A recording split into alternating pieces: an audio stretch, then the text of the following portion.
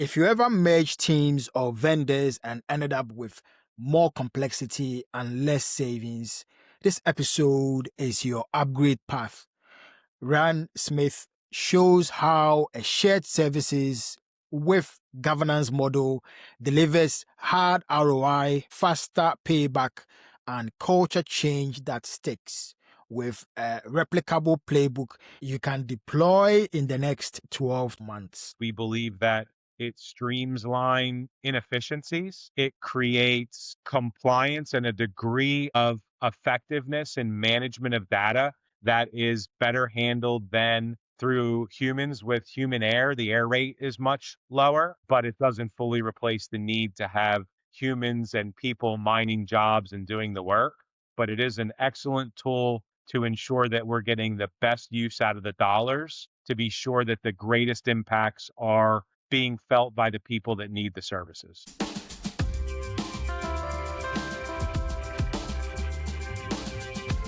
Welcome to Sustainability Transformations podcast, where we explore bold ideas to drive positive change for people, community, and business.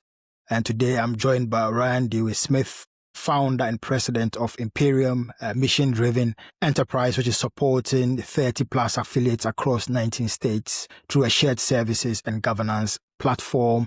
And the key goal of our conversation is to explore from shared services to a systemic change and how to scale mission-driven operations with hard numbers to get a cultural buy-in with a replicable playbook. So, Ryan, thank you so much for joining. What was the precise problem you set out to solve when you started Imperium, and where did the traditional M&A or roll-up models break down in practice? Thank you for having me today. I really appreciate the opportunity. For me, a little over a decade ago, I was trying to scale my original company that I had started in 1993 that was suffering from an increase in general and administrative costs, where the platforms and access to innovation or technologies were quite cost prohibitive to my company. So I sought out to try to find a larger partner who could help me with those shortcomings in the back office offerings and offer some capital for innovation and creativity. And what I found was the traditional merger or acquisition approaches left me with little autonomy, not a good bit of independence, and often what I felt like was undue influence into my business and my operations related to the culture, when I really just needed help with access to capital and access to better systems. So I set out latter part of 2015 to develop Imperium as a model to create governance consolidation under a common parent, and then the ability to use scale economies to leverage businesses' revenues on a greater scale to create cost efficiencies that would drive savings to the bottom line so that the mission-based organizations could be sustainable and have greater impacts. I was able to achieve that through platforms such as human resources, payroll, auditing, accounting, IT, and cybersecurity, to name a few of the areas that scale and leverage really are indicative of savings opportunities when you bring them to market at a larger scale than as a standalone, small or mid-sized organization. Yeah, that's great. So if I understand correctly, as a novice in software and tools, the model you've described is in comparison to the traditional models of having many separate tools or software, and you bring in most, if not all, under one umbrella, if I got that correct. Correct. That's a great synopsis. Yes, sir. That's absolutely right. That's good. So clearly that brings efficiency in the system. So you mentioned about the culture, which from a sustainability point of view, culture is so important. And culture, if I may describe, is the way people act or think. And so the mindsets and the ways of doing things for different organizations, whether the listeners from non-government organizations or charities or businesses, creates, you name it. So how did you tackle that area of culture of an organization? If you can share some insight that we may be able to learn from. Sure.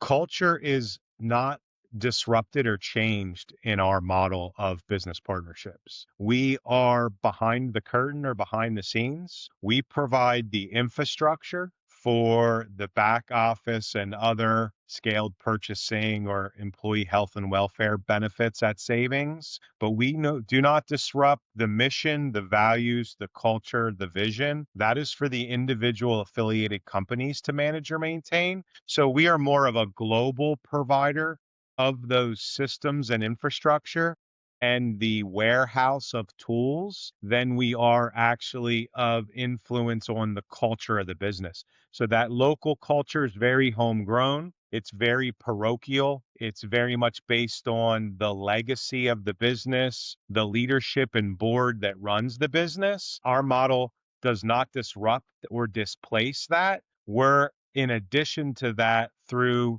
these leveraged economies of scale we create in the back office. Well, that's great. Thanks for clarifying or enhancing that. So, from organizations that may have different requests, yes, you don't interrupt or really change the culture, but you may have different organizations that are likely to come up with different set of questions or requirements. How is the flexibility in the Imperium model to adapt to questions or opportunities which may not have been asked before, and how flexible is the Imperium to adapt to those new or unique questions? Imperium is highly adaptable and highly flexible. It is a customizable approach to business partnerships. It allows for autonomy in decision making, and it allows for the business partner or affiliate to select from a menu of offerings what it would like to access or what it would benefit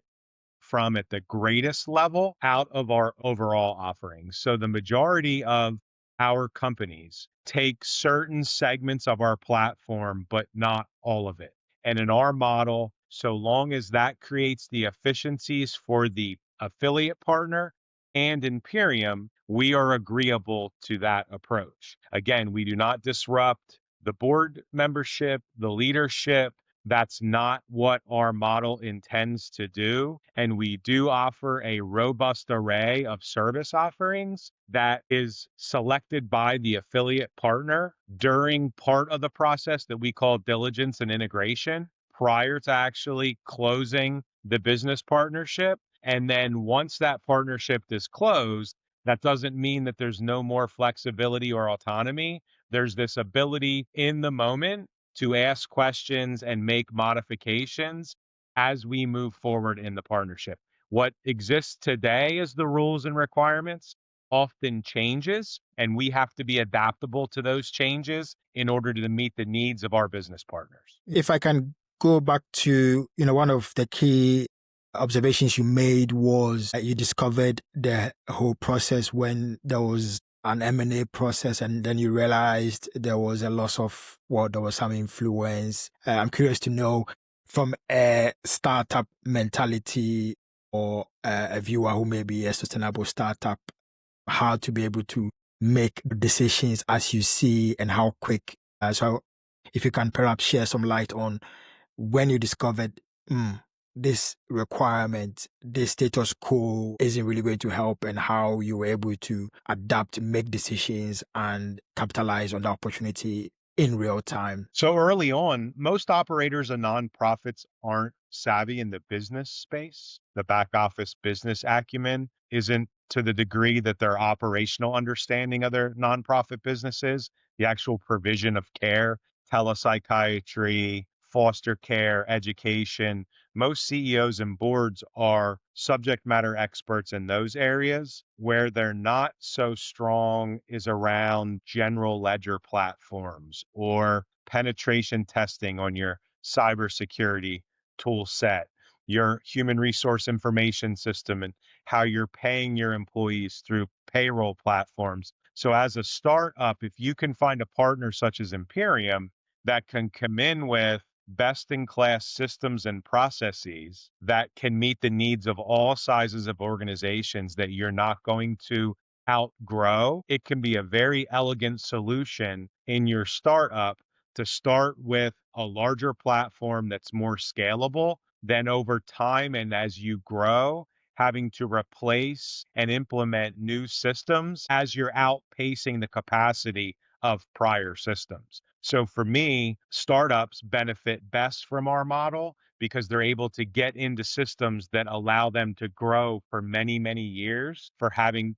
without having to be concerned for whether or not the system can maintain their growth trajectory. If we explore around the governance design, if I look in sustainability, yes, governance has always been around, but it would appear that one of the reasons why sustainability is not able to be embedded in organizations is it's been open that a lot of governance or the traditional governance have said they lack skills or need more skills or are not confident in delivering governance to deliver the sustainability. So it can be governance, let's say a food manufacturing company, the impact of the changes in weather in another country means that it will affect their profit and loss or their ability to get raw materials. I spoke to one food manufacturing company CEO, so that example stays in mind. So if you use that scenario, what is the governance design within the Imperium that, again, I'm not saying it's fixed, but perhaps you can share what those governance aspects, whether it's incentives or accountability or the strategies that perhaps you can share. Sure, governance is fully transparent and it's sustainable and it's managed through a blend of participatory and protective rights that are shared between Imperium as the parent company and the local affiliate board. So there is a harmony that's struck where the local board has certain initiate, implement, and approval rights. And then Imperium also has certain shared rights that it partners with the local board on, but then also a set of its own participatory and protective rights that's exclusive to Imperium. So, as an example, if the local board would like to terminate the CEO, that would be an area where Imperium would need to agree with that termination. So there is, again, this blend of individual rights. There's roughly 24 of them that are spelled out within the bylaws of the entity, where it clearly defines what the rules and rights are to the local board and the Imperium board as its sole member in the governance structure. All right. So perhaps as a novice of board governance, are there any governance models? I'm not saying it's only one, but are there any typical governance models in the US or in the States or the companies that you work with? Some examples that you may share, maybe for a CEO or a leader or an aspiring governance leader as well. Sure. So there's straight bylaw governance where there's not a sole member that has certain authority. There's the sole member election, which is the model that Imperium uses. There can be a management agreement model where an LLC or other entity has an operating and management agreement with a board that dictates and governs the actual operations of the business. So those are the three primary types of bylaws governance that exists: sole member election, operating or management agreement, and then just your straight customary board governance with officers and directors without a sole member. Ah, okay, that's very good. So, what are the training requirements from adoption of the Imperial perspective, but also the internal? Is there any coordination or link between the company's own training requirements and how those internal training requirements may tie in with the Imperium training requirements? Sure, Imperium trains its employees, which are working in the affiliates, around all of the federally required trainings. So, fraud, whistleblower, family medical leave, use of employee health benefits, paid time off. Anything that's controlled at the federal or employment level is what Imperium provides in training. The affiliate staff that work in the company's training comes from the training departments of those affiliates. So we at Imperium have no say in how the teachers, the foster caregivers, the psychiatrists rendering the telepsychiatry are trained in their roles in delivering or providing the service. Oh, that's good. Thanks for clarifying those layers within Imperium and also within the organization. So, is there any other aspect of the operation of Imperium which I haven't asked that you'd like to share? I think access to treasury services is a real key component of what we offer that we didn't touch on. We have a robust capital stack with access to available credit facilities and intercompany loans from Imperium that allow our partners to access dollars to innovate, create, update, and improve the services that they offer. So they can access these funds to create additional occupancy in programs, enhance certain technologies in programs using AI or other tools, update and renovate existing facilities that may be dated or antiquated, replace those facilities by selling the real estate and purchasing new. That is an interesting nuance to what we offer at Imperium is our access to the entire network of our capital stack and treasury services that's done through publicly traded municipal market tax exempt financing and a syndication through 4 or 5 banks under one lead. Wow, that's impressive. Now, the value creation you described, those various aspects, and from a sustainability enthusiast, I think that's very good. I'm going to make a wild guess here. I'm guessing because of the Imperium visibility of data is what gives an added advantage or encourages those who are providing capital. Is that the case, or is there any other thing I haven't pictured based on what you've described? We can double click on how Imperium is giving the advantage point to help both the company and those who are providing the capital. Sure. So no money, no mission, no mission, no money, right? That's the model in the nonprofit space. So what Imperium is able to do is have access to the money by the way that we report on certain key performance indicators for the individual companies and the overall network. So when a lender buys our bonds or finances our growth or initiatives, they get to see detailed level information around the investment, the return on that investment, the strategy behind the investment, and then a track record of showing how other similar investments have performed in our model based on what we're projecting this new investment to entail or look like at its conclusion. So the ability to produce consolidated, fact-based, evidence-based examples of time and time again how these investments reap returns and our overall scale gives lenders, investors, and banks a greater comfort level in believing our model and what we're. Yeah, that's impressive. Based on the discussion so far, in terms of expansion of Imperium, is it majority focused on the impact driven or mission driven organizations, or it's wider to organizations which can increase those mission aspects in terms of what organizations you focus on? We focus on anything in the behavioral health, human service, or physical health realm. So we are focused primarily on nonprofits, although we do have some for-profit businesses that operate in the health and human services space. They are mission-based, they are services-based and driven. So these are services providers that we at Imperium support in the provision of the services. Imperium doesn't provide any services directly to the patient's clients or consumers of the affiliates. It provides to the affiliate who's providing the services. Right. Okay. So all other organizations are outside those sectors. Okay. Thanks for clarifying that. So the next 2 to 3 years, what are some of the initiatives or technologies or trends which excites you?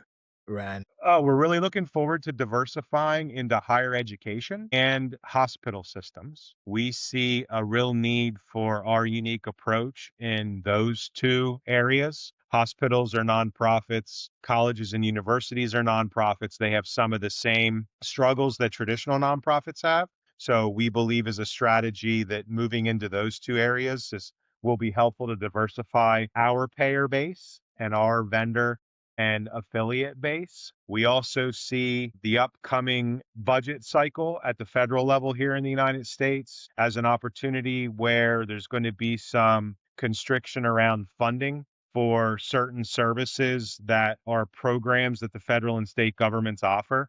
So we believe that efficiencies with those dollars are going to be critical for businesses in the United States. So, using our model that can drive your costs down substantially, that are indirect and general or administrative, will be helpful in an environment where budgets, rates, and funding is going to be cut. And then finally, we are excited about the opportunity to consider some international growth. We would like to move our model outside the continental United States and into other countries and other areas. Not something new. There are many nonprofits, large nonprofits based in the States that do work in England and Ireland and Africa and across the globe.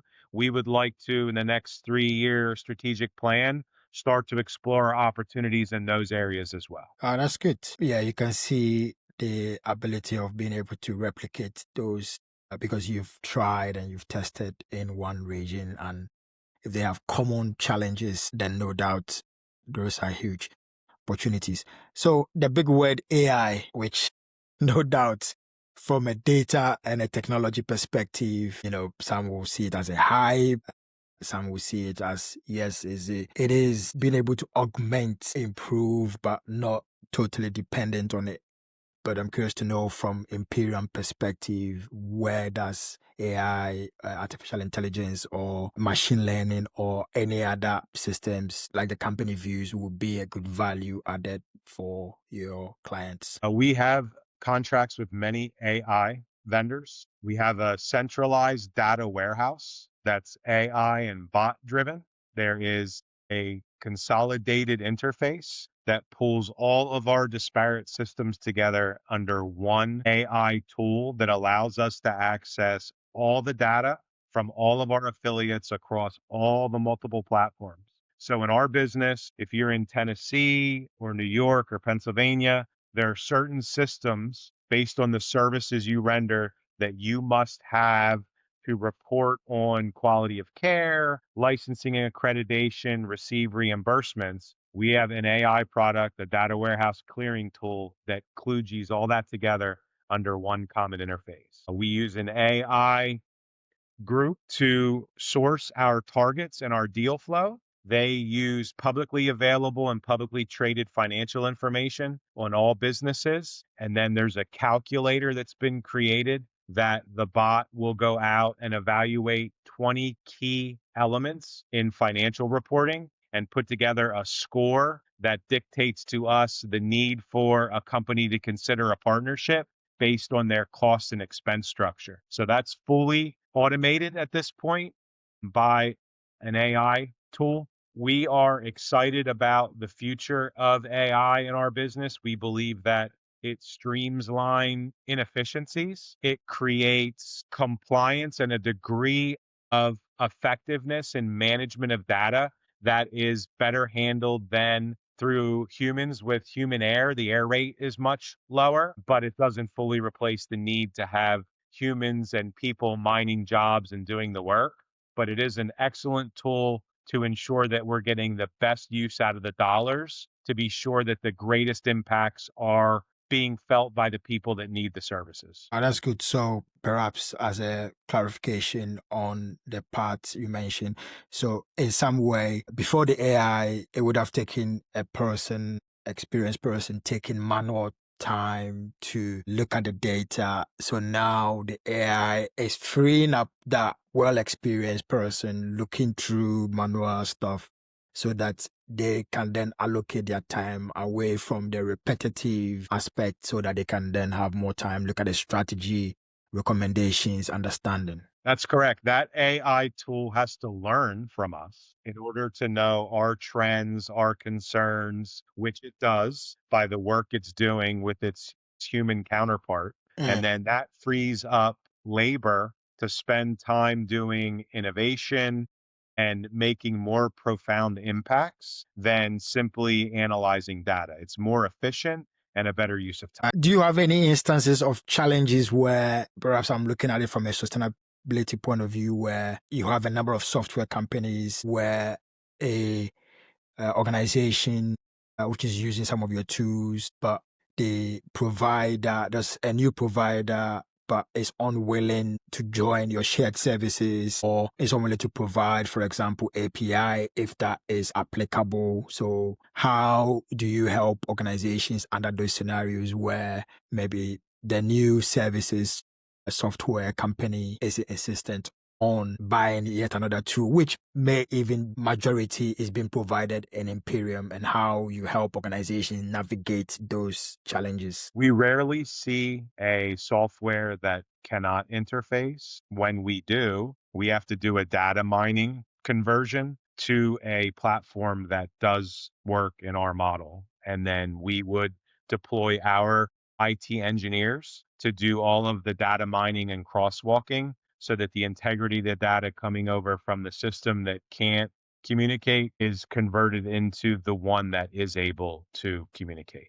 We see it sometimes on the general ledger side, so the financial reporting packages. Some of the smaller nonprofits we've worked with the past 10 years have been on lower level general ledger platforms that aren't as robust as an Oracle or a Microsoft Dynamics. So we're able to assist them in that conversion so that they can plug and play into our system. If an organization is listening now, the leader, the governance team are interested, what would you say is the typical steps after contacting you to be able to sign up? If I could use the word sign up. No, sign up is a good way to frame it. After outreach to Imperium and an interest in exploring if there's a partnership to be had or how we would help or might help, we go into a due diligence process with the entity. So we seek some basic financial and other information from the entity related directly to the areas where they believe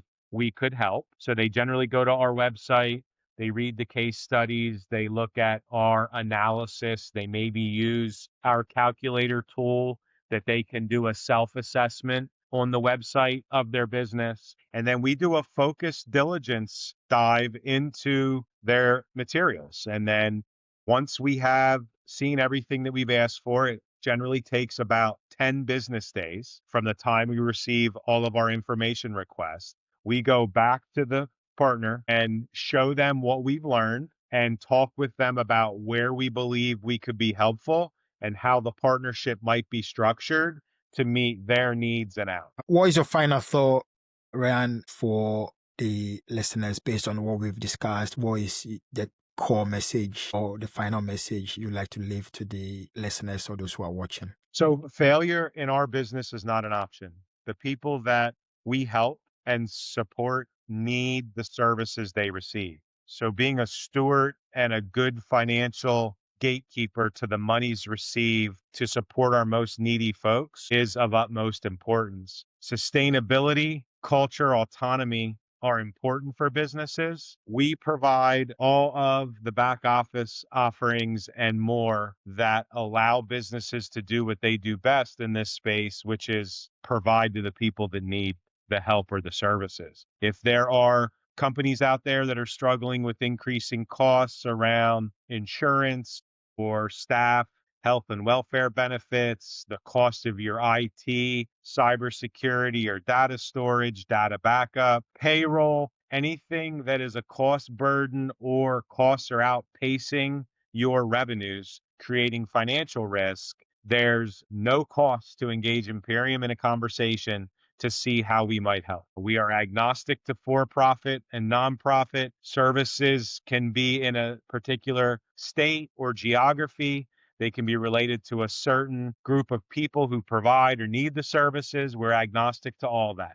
We are here to help those that are helping others to be the best that they can. Thanks, Ryan. Thank you so much for taking us beyond the slogans and into operating reality, from governance to the hard numbers and the playbook others have applied and can apply. And so we really appreciate those key insights.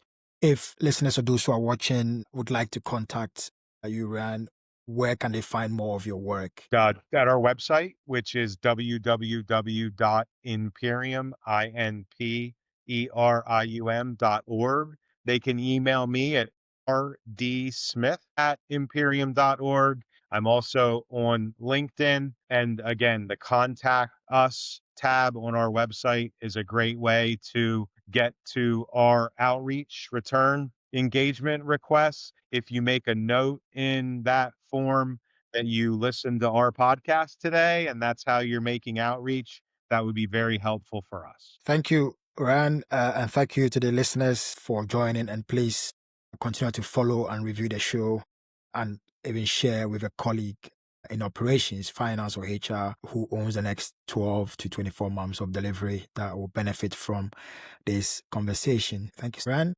Thank you. I appreciate it. Have a great day. Cheers.